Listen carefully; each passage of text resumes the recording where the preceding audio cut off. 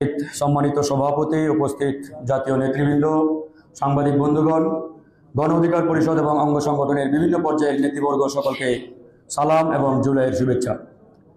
ইতিপূর্বে আমার সহযোদ্ধারা বক্তব্য রেখেছেন এবং আমার পরে সভাপতি সাধারণ সম্পাদক বক্তব্য রাখবেন।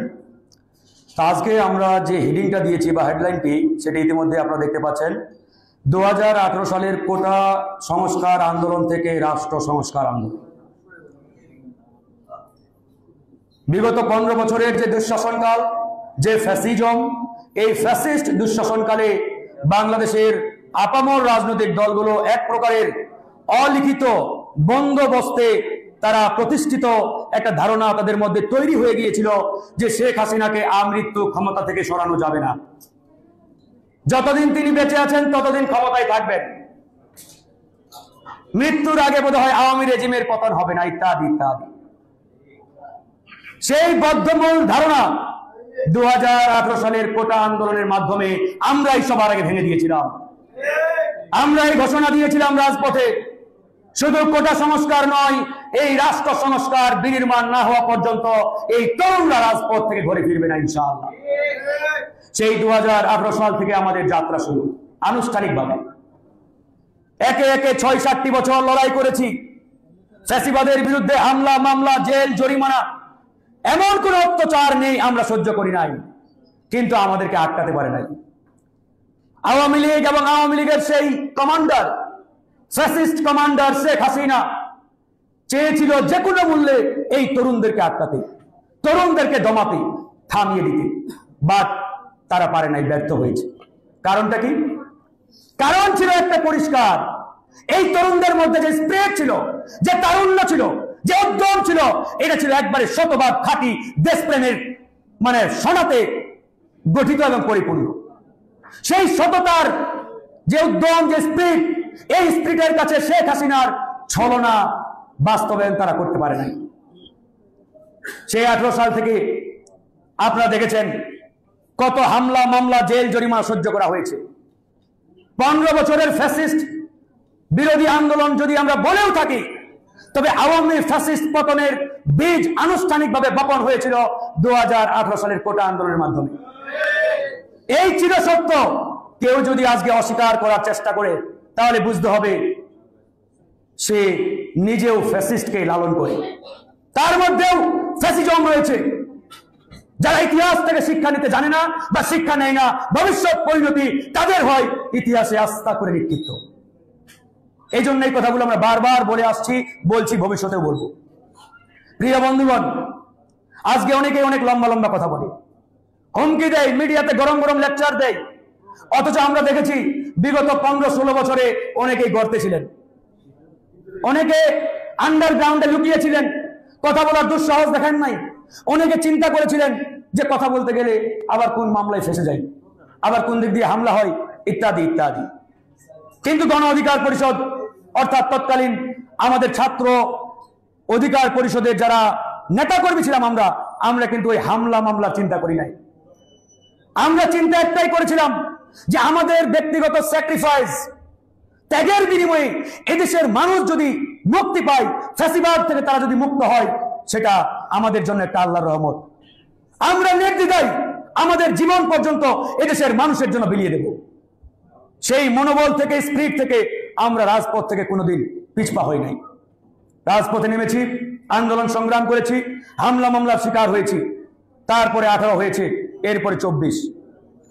আজকে 24 জুলাই গণ অভ্যুত্থান বা বিপ্লব, যেটাই বলি না কেন, এই বিপ্লবের মাধ্যমে ফ্যাসিবাদের পতন হয়েছে। ফ্যাসিবাদের মহারানী বাংলাদেশ থেকে ভারতে পালিয়ে গেছেন, আলহামদুলিল্লাহ। এখন এই জুলাই সনদ করার একটা প্রক্রিয়া ইতিমধ্যে শুরু হয়েছে। আমরাই এই সরকারকে বলেছিলাম এই জুলাই সনদকে একটা সার্বজনীন সনদে রূপান্তর করতে হবে। এটাকে নির্দিষ্ট একটা ফেনোমেনার মধ্যে আটকে রাখা যাবে না, না হলে ভবিষ্যতে কোনো একটি দল একক সংখ্যাগরিষ্ঠতা নিয়ে ক্ষমতায় এসে এই জুলাই সনদকে বাতিল করে দিতে পারে। এই জন্যই আমরা বলেছিলাম, আমাদের গণ অধিকার পরিষদের পক্ষ থেকে পরামর্শ ছিল সরকারের কাছে, এটাকে জাতীয় সনদ নাম দেন। জুলাই সনদ নাম দিলে মনে হবে ওই নির্দিষ্ট একটা ঘটনা শুধুমাত্র, আর যদি এটাকে জাতীয় সনদ নাম দেওয়া হয় তাহলে মনে হবে এখানে প্রত্যেকটা স্টেক হোল্ডারের প্রতিনিধিত্ব নিশ্চিত করা হয়েছে। তো যাই হোক, এখন আমরা নানা রকম টালবাহানা ছলচাতুরির লক্ষণ অবলোকন করছি। জুলাই সনদ হবে কিনা কিংবা কবে হবে ইত্যাদি ইত্যাদি নিয়ে সংশয় সন্দেহ ইতিমধ্যে তৈরি হয়েছে। আমরা বলেছি এই জুলাই সনদ এই জুলাই মাসে এই ঘোষণা করতে হবে এবং এই জুলাই সনদ কোন নির্দিষ্ট দলকে দিয়ে নয়, এই সরকারের মাধ্যমে ঘোষণা করতে হবে এবং এই জুলাই সনদে 2018 সালের কোটা আন্দোলনকে যুক্ত করতে হবে। কোটা আন্দোলনকে যুক্ত না করে কোন জুলাই সনদ আমরা এই বাংলার মানুষ তারুণ্য গ্রহণ করব না, পরিষ্কার আমাদের ঘোষণা। তাই এই জুলাই নিয়ে কোন টালবাহানা করার চেষ্টা কেউ করলে এটা এই দেশের তরুণ ছাত্র প্রজন্ম কোনোভাবে অ্যাকসেপ্ট করবে না। প্রিয় বন্ধুগণ, আজকে ভিপি নুরুল হক নূর সে হঠাৎ করে গজিয়ে ওঠা কোনো নেতা নয়।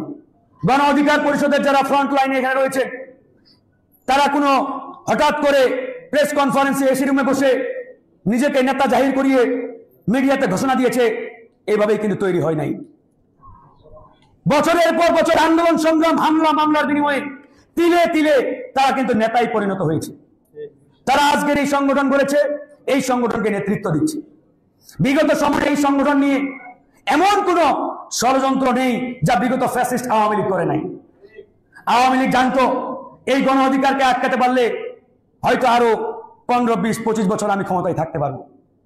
এজন্যই তারা গণ অধিকারকে প্রথমে হামলা দিয়ে দেওয়ানোর চেষ্টা করেছে, পারে নাই। এরপরে শুরু হলো মামলাবাজি। প্রত্যেকের নামে আমাদের ডজন ডজন মামলা দিয়েছিল, আমাদেরকে জেলে নিল, রিমান্ডে নিল, আটকাতে পারে নাই। এরপরে তারা ভিন্ন একটা কৌশল অবলম্বন করলো। বিগত নির্বাচনের আগে গণ অধিকারের ফ্লেভার স্পিরিটকে নষ্ট করার জন্য অফার দিল, তোমাদের 10টা আসন দেওয়া হবে, 3 কোটি করে টাকা দেওয়া হবে, ইত্যাদি ইত্যাদি। তারা মনে করেছিল যে এদেরকে বোধহয় টাকার বিনিময়ে কেনা যাবে, 10টা আসনের বিনিময়ে কেনা যাবে। কিন্তু তারা জানে না যে এই কোটা আন্দোলনের নেতারা টাকার কাছে বিক্রি হওয়ার মতো নয়। সেটাই কিন্তু প্রমাণিত হয়েছে। কিনতে পারে নাই, আটকাতে পারে নাই। এর ফলে 24 গণ অভ্যুত্থান বিপ্লব, আজকের এই নতুন বাংলাদেশ, আজকের এই নতুন বাংলাদেশে এখনো নানান ষড়যন্ত্র অব্যাহত রয়েছে। কেন বলছি? কারণ তারা জানে আগামী 5-7 বছরের মধ্যে বাংলাদেশের রাজনীতিতে বড় একটি শূন্যতা তৈরি হবে, আর সেই শূন্যতা পূরণ হবে গণ অধিকার পরিষদ এবং ভিপি নুরুল হক নূরের মাধ্যমে ইনশাআল্লাহ। এই জন্য তারা আগাম সেই ভবিষ্যৎ দেখতে পাচ্ছে।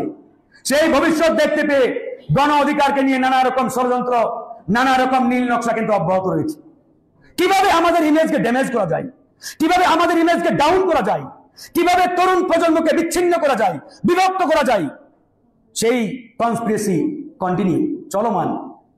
আমরা বুঝি, আমরা জানি। এজন্য আমরা বলেছি এই তরুণদেরকে আর সেগ্রিগেটেড রাখা যাবে না, এই তরুণদেরকে ঐক্যবদ্ধ করতে হবে। তরুণরা ইউনাইটেড হলে আগামীতে আর কোনো ফ্যাসিজম কায়েম হবে না এই বাংলাদেশে। ওই চাঁদাবাজি টেন্ডারবাজি রাজনীতি এই বাংলাদেশে আগামীর তরুণ প্রজন্ম আর মেনে নেবে না। এজন্য আমরা তরুণদেরকে ঐক্যবদ্ধ করার যে সর্বাগ্য প্রচেষ্টা, এটা কিন্তু আমরা অব্যাহত রেখেছি। আমরা বিশ্বাস করি আগামীতে তরুণরা ঐক্যবদ্ধ হলে আর কোনো চাঁদাবাজ টেন্ডারবাজ, ওই প্রতিহিংসার রাজনীতি এই বাংলার জমিনে কোনোভাবেই কেউ প্রতিষ্ঠা করতে পারবে না। এরকম একটি সুন্দর স্বপ্নের, সোনার বাংলাদেশ বিনির্মাণের স্বপ্ন নিয়ে গণ অধিকার পরিষদ কিন্তু তার যে অগ্রযাত্রা, তার যে কার্যক্রম, এটি কিন্তু চলমান রেখেছে। প্রিয় বন্ধুগণ, আজকে গণ অধিকার পরিষদের সাংগঠনিক কার্যক্রম টেকনাফ থেকে তেতুলিয়া সারা বাংলাদেশের প্রত্যেকটি জেলা, উপজেলা, ইউনিয়ন, ওয়ার্ড পর্যন্ত বিস্তৃত। বিএনপি জামাতের পরে সাংগঠনিকভাবে গণ অধিকার পরিষদের রাজনৈতিক অবস্থান সারা বাংলাদেশ ব্যাপী। এটা কেউ অস্বীকার করার চিন্তাও করবে না, করতেও পারবে না। সেই জায়গা থেকে কেউ যদি মনে করে থাকে যে এই গণ অধিকারকে 3-4টা সিট দিয়ে কিনে ফেলবো, আমি মনে করি তারা বোকার স্বর্গে বসবাস করছে। ওই 4-5 আসনের রাজনীতি গণ অধিকার পরিষদ করে না। আমরা বাংলাদেশকে নেতৃত্ব দেওয়ার স্বপ্ন নিয়ে রাজনীতির মাঠে নেমেছি এবং অদূর ভবিষ্যতে এই বাংলাদেশকে নেতৃত্ব দেবে গণ অধিকার পরিষদ ইনশাআল্লাহ। এই গণ অধিকার পরিষদ আগামীতে সরকার গঠন করে এই বাংলাদেশকে এবং বাংলাদেশের বেশ কোটি মানুষকে নেতৃত্ব দেবে ইনশাআল্লাহ। সেই লক্ষ্যে আমাদের কার্যক্রম শুরু হয়েছে। ইতিমধ্যে 300 আসনে প্রার্থীর যে প্রস্তুতি, এটাও আমরা দুর্বার গতিতে চালাচ্ছি। আমাদের প্রথম ধাপের প্রার্থী তালিকা প্রায় চূড়ান্ত লেভেলে, খুব অল্প সময়ে আমরা সেটি ঘোষণা করবো ইনশাআল্লাহ। দেশব্যাপী আমাদের কার্যক্রম চলছে। প্রিয় বন্ধুগণ, আমাদের বক্তব্য একবারেই পরিষ্কার, একবারে ক্লিয়ার, আগামীতে গণ অধিকার পরিষদ বাংলাদেশকে নেতৃত্ব দেবে। যতই ষড়যন্ত্র করা হোক, নীল নকশা পাতানো হোক, এসব ছলনা, নীল নকশা, ষড়যন্ত্রের জাল ভেঙ্গে চুরমার করে দিয়ে এই তরুণরাই আগামীর বাংলাদেশ বিনির্মাণের যে লড়াই, এই লড়াইকে বাস্তবায়ন করবে ইনশাআল্লাহ। তাই আজকের এই আলোচনা সভায় যারা উপস্থিত রয়েছেন, আপনাদের প্রতি উদাত্ত আহ্বান থাকবে, 18 থেকে 24 প্রত্যেকটা তরুণকে, তরুণদের শক্তিকে আমরা ঐক্যবদ্ধ করতে চাই, ঐক্যবদ্ধ দেখতে চাই।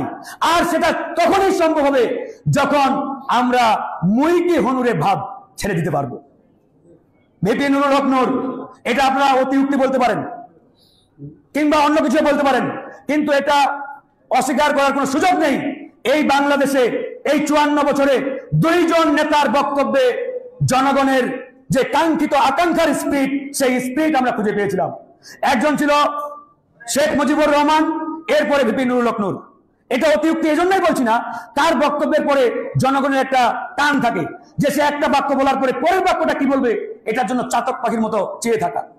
এই স্পিরিট কিন্তু অন্য কোন নেতার মধ্যে এখন পর্যন্ত খুঁজে পাইনি, অনেস্টলি বলছি। তো যাই হোক, এই কথাগুলো এই জন্যই বলা, আগামীতে এই তরুণদের নিয়ে ষড়যন্ত্র অব্যাহত থাকবে, আমরা যাতে সেই ষড়যন্ত্র ভেঙে দিতে পারি, সেই ষড়যন্ত্র ভেঙে খান খান করে দিতে পারি, আমাদেরকে সর্বাত্মক প্রস্তুত থাকতে হবে। ভালো থাকবেন, আল্লাহ হাফেজ, দেখা হবে বিজয়ের।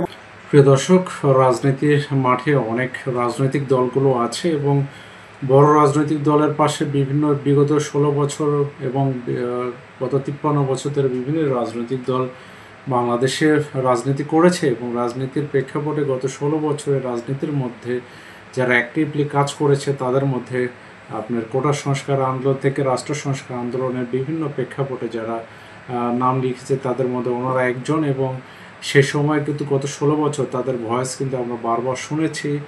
বিশেষ করে মিস্টার নুরুল হক নূর, উনি কিন্তু বেশ মিডিয়াতে ছিলেন এবং বিগত সরকারের আমলে বিভিন্নভাবে মাঠে কাজ করেছেন এবং বিভিন্ন আন্দোলনের সঙ্গে উনি জড়িত হয়ে গভর্নমেন্টের বিভিন্ন বিষয় প্রতিবাদ করেছেন। সেই প্রতিবাদের জায়গা থেকেই পরবর্তী সময় কিন্তু রাজনীতির একটি উত্তপ্ত অবস্থা থেকে কিন্তু প্রিভিয়াস গভর্নমেন্টের একটি চলে যাওয়ার ঘটনা কিন্তু ঘটে এবং এই জায়গায় বিভিন্ন রাজনৈতিক দলগুলোর ভূমিকা, পাশাপাশি ছাত্র জনতা এবং বৈষম্য ছাত্র আন্দোলনের ব্যানারে যারা এই নেতৃত্ব সংগঠিত হয়েছিল, এটি কিন্তু পরবর্তীতে বাংলাদেশের রাজনীতিতে একটি আমূল পরিবর্তন নিয়ে আসার জন্য গুরুত্বপূর্ণ ভূমিকা পালন করে। অতএব আমরা আশা করব সকল রাজনৈতিক দল তাদের আদর্শ জায়গা থেকে একটি সুন্দর রাজনীতির দিকে এগিয়ে যাবে এবং বাংলাদেশের রাজনীতিতে সকল দুর্নীতি অপকর্ম থেকে নিজেদেরকে দূরে রেখে রাজনীতি করে জনগণ এবং দেশের উন্নয়নের জন্য তারা কাজ করবে, এটাই আমাদের আশা।